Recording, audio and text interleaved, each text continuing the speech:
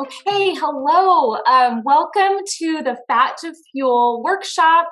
I am Alyson Peterson, and this is my husband, John, Dr. Peterson. In this workshop, for the next 4 weeks, we're going to be talking about the keto diet or the ketosis diet for physical and mental health. We're big believers, big advocates for mental and physical health. We're also certified life coaches through the Life Coach School. And John is a doctor. He works on gums, gum grafting, gum disease, and implants in the mouth. So while we're chatting today, you are always welcome to put your messages in the chat. If you have any questions or comments on anything that we're saying, you can put it in the chat. If you're watching later on, if it's delayed, you can always leave a comment and we'll get back to you, or you can leave us a message. We love to get lots of questions. That's what it's all about. We are putting this together for you. It's a free workshop. We want to help educate our friends and family about the ketosis diet and how it can benefit you, not just physically, but mentally. Maybe even dispel some myths. Yes, absolutely. Be dispelling some myths about the diet today. So, one of the analogies, and we talk about this thing being fat to fuel. Well, the first thing that comes to my mind with fuel, and being a overly driven male, I love engines, is our cars.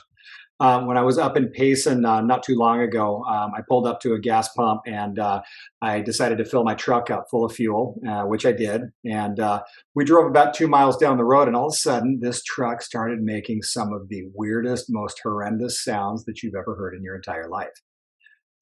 To my error, I realized that I had actually put regular gasoline in my diesel truck. It was a first, and hopefully it's a last. But my truck flat out stopped working. I had to pull off to the side of the road and take all the fuel out and then put some new diesel fuel into there. So, the analogy is it's a lot like our bodies. We have several different fuel sources that our bodies can burn to create energy. We have carbohydrates, which is in pretty much everything. We have fats and we have proteins. Our body can burn every one of these in order to actually create energy to help the brain survive. And the one that is favored the most really has everything to do with our genetics. And so, for me, carbohydrates just does not work. For me, for instance, I'm more like a diesel truck. Maybe I need fats instead. And so over the last 3 years and experimenting around with this, I've lost about 70 pounds and I've been able to keep that off, which is very not like me. My entire life, even from teenage years, I was very much a yo-yo, going up and down on the scale. And unfortunately, it just kept going up and up and up and up, all the way upwards of tipping the scale at 300 pounds. And so eating fat for me has absolutely changed my life. Yeah, for sure. So I found myself at the end of 2020, 2021, the COVID era, that it was the first time in my life I had actually been overweight, and I was over 40. So it was especially hard for me to lose weight. I had all these thoughts about being overweight is normal. It's just part of getting older. Everyone gained weight in the pandemic, all that sort of thing. But I didn't want it. I was trying to lose weight and I thought I had tried everything. Like we always think about, I've tried everything out there. But John had been doing the keto diet. He was eating oil for breakfast and losing weight. Yep, shot glass of oil every single morning for breakfast. That really made me mad because it was going against everything I'd ever learned about weight loss, that you've got to reduce your calories, that you've got to eat low-fat foods, that you've got to avoid fats, that you need to eat, so many times a day and all of those kind of things. The whole idea of eating fat to lose fat, I could not wrap my head around it. I was really digging my heels in that just won't work for me. That's what I thought. So I want to just introduce the keto diet, what it is in its most simple form. Like John had mentioned, we have 3 energy sources from the food that we eat. If you break it down simply, they simply divide into fats, proteins, and carbs. And so every food is going to have some amount of either fats, proteins, or food or carbs on the package or on the nutritional information. So it's very easy to find how much fat, protein, and carbs are in your food. And so that's what we really look at, and we really study that. The keto diet, we want 75% fat. I know that's a hard number to wrap your head around, especially when we're so used to being told that we need to have low fat and put low fat in our diet. So 75% full fat foods. We're talking sour cream, avocado, oils like avocado oil, olive oil, those kind of things. So I just did a quick calculation right now, and for my macros, what you're saying to me is I eat about 4,000 calories a day, and you're telling me that 3,000 of that has to be fat. Yeah. That is a lot of fat. Yeah. And carbs being 5% of your diet, that's not a lot of carbs. And so a lot of people have a hard time with that. They think like, I could never limit my carb intake, because any carbs that really we eat are coming from like broccoli and cauliflower, those kind of things, because even though those are vegetables and they're really good for you, they have a lot of fiber, they have a lot of dietary fiber, the net carb might still be there. So that is the keto diet in its simplest form. And you're also telling me that my daily carb intake is only a slice of bread, 200 calories. That's all I'm allowed to eat. Yeah, but I wouldn't eat a slice of bread, because we'll talk about that in a little bit. And I just, healthy you is going to perform the best when you eat real foods that are not processed, that are not full of those nutrient-dense, over-processed ingredients. So this was very much a health journey for myself, and even a health journey for Alyson here. That once I got over a certain weight, I noticed that my back hurt more.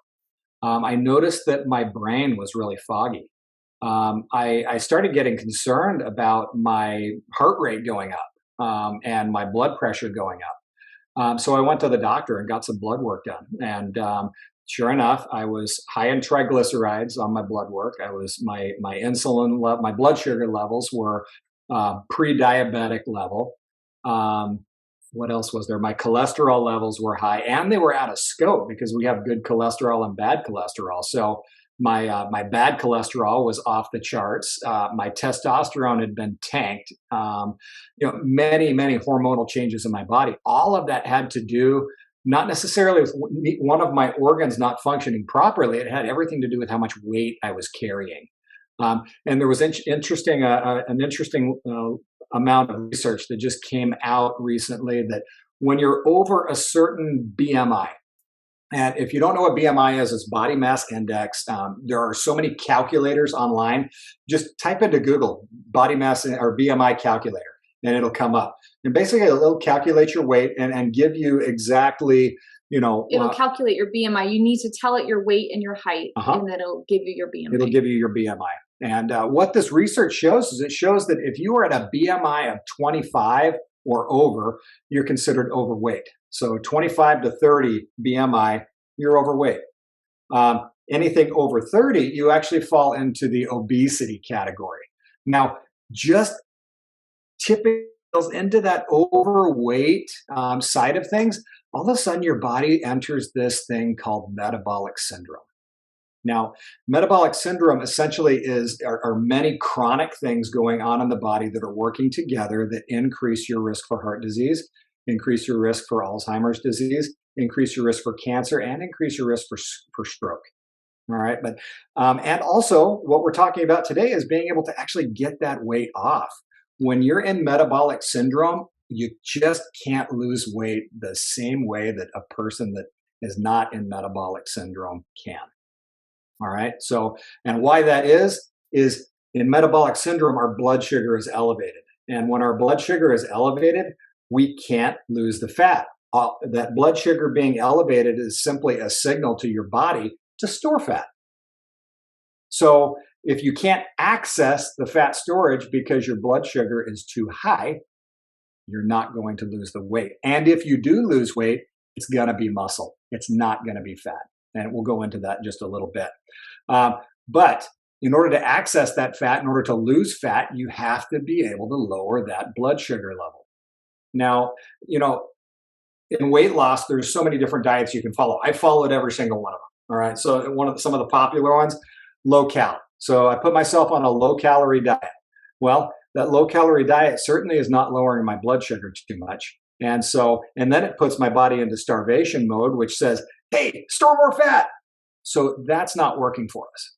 I've tried the Atkins diet, which Atkins is low fat, low carb, high protein. That works for weight loss as well. But here's the interesting thing. Our body is tricky. If you feed your body protein and don't give it any other fuel sources, it's going to take that protein, it's going to convert it to sugar, and now all of a sudden your blood sugar levels are can't lose the fat. Although Atkins diet is great if you want to waste your muscles away and make your problem worse. So that's kind of a history of what I've been through. And it's only since I've started eating fat that I've actually started losing fat. Yeah. So your body doesn't hate you. Okay. This is the title of the workshop today. My body hates me, because John and I, as coaches, we get a lot of people coming and saying exactly that. My body hates me.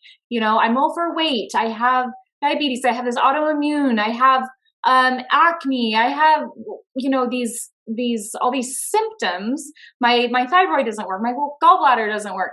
And it's not that your body hates you, is that your body is responding to your fuel source. So just like in John's truck, when he put unleaded in his diesel truck, his truck did not respond well to that type of fuel. We had to get that fuel out of his truck. We siphoned it out in the parking lot, actually. You didn't tell that part of the story. Yes. And we got some good diesel fuel back in his truck. And then it worked perfectly. So that's what we're trying to educate about with the keto diet. It is not necessarily something that everyone needs to do, but it's something that if you are having a hard time with inflammation in your body, with being overweight, with thyroid, with diabetes, anything like that, you're going to want to try it. And we believe that you're going to love it. Even after I lost the weight, I lost 20 pounds this last year doing the ketosis diet, I stay on it because I love how I feel. I'm much less depressed. I have much better brain clarity. I have better skin. I have way less cravings. I don't even crave food. I don't even really think about food other than when I'm hungry. I understand I need to eat. I don't eat because I want to snack or because I'm bored or because I'm lonely or because I'm excited. Food just becomes part of a way to literally fuel your body. And we are going to teach you about that in the upcoming workshops. Heavy carb foods cause inflammation in your body.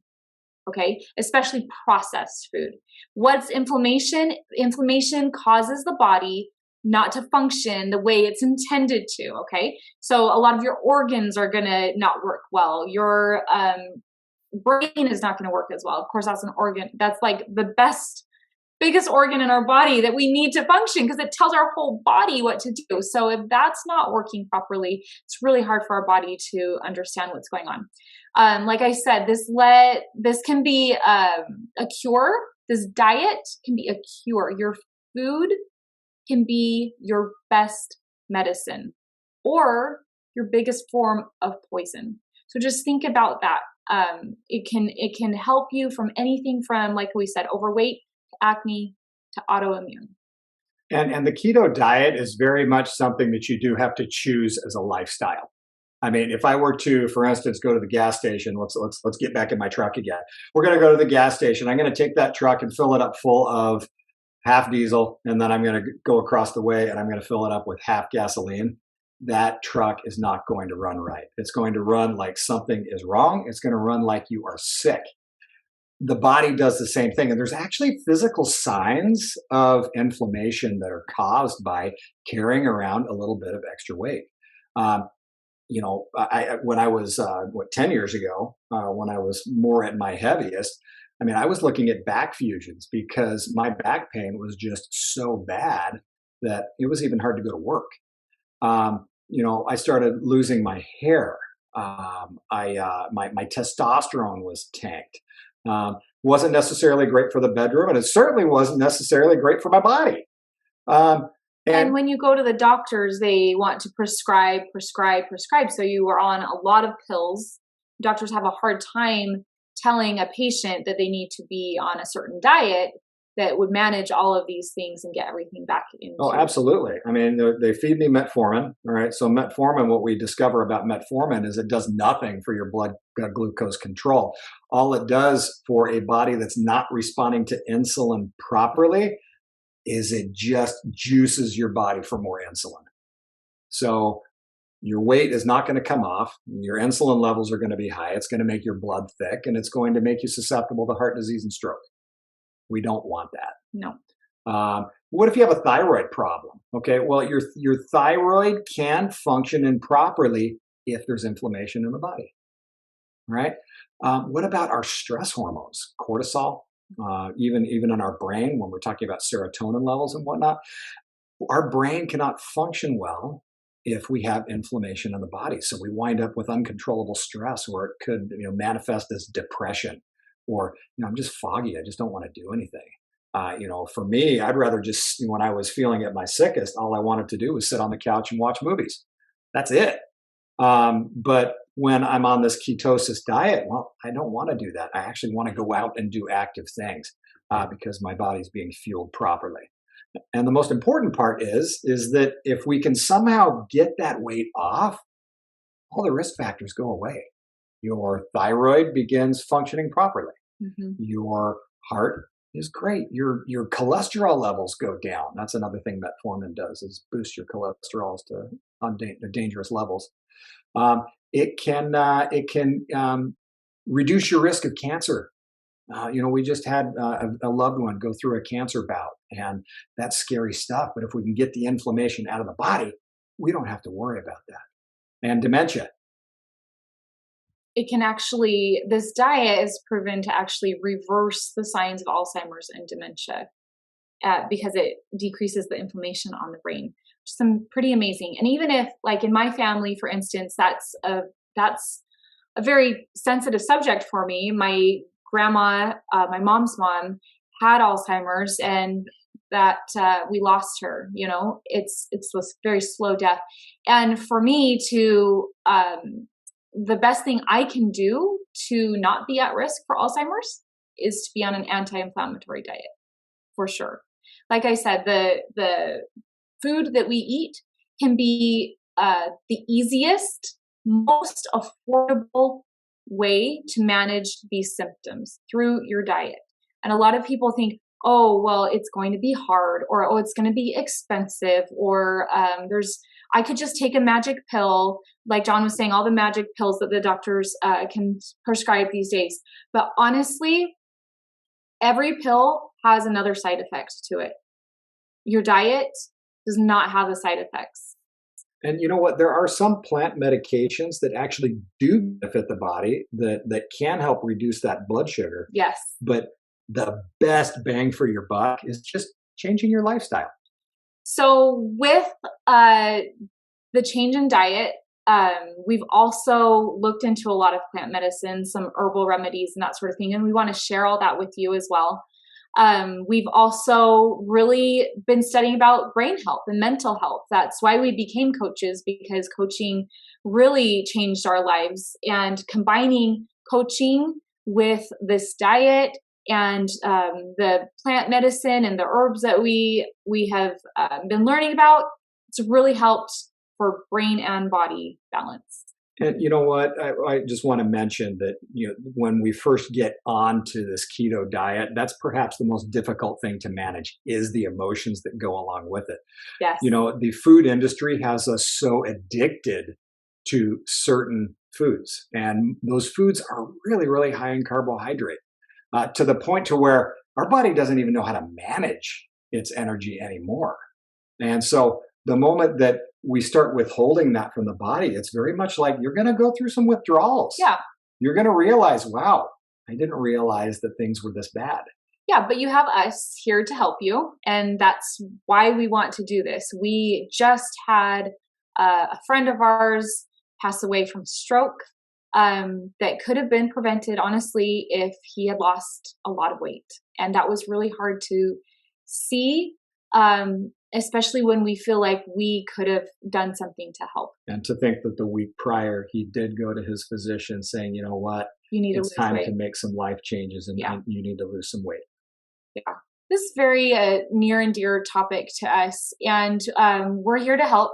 If you have any questions about the diet, about the program, you can always send us an email, send a message, leave a comment, and we'd love to get back to you. We'd love to teach you further. Next week we are so we talked about why to be on the ketosis diet. For health. Yeah, it's really, hopefully that summed it all up for you. If you have any questions, let us know. Next week, we're going to be talking about how to get into ketosis. We're going to talk a lot about carbs and a lot about fats. And maybe like what happens when you start to get there. Yeah. Keto flu is wonderful. Keto flu. We've got a lot to look forward to. So that will be next week. It's you'll be getting the emails for that, the email reminders for that. And so I hope you can join us then. Please, if you found this information helpful, please share it. Share the link with your friends and family. Anyone that you think could use help with any of the symptoms that we've talked about today. Thank you so much for joining us, and we'll see you next week. Bye-bye. Bye.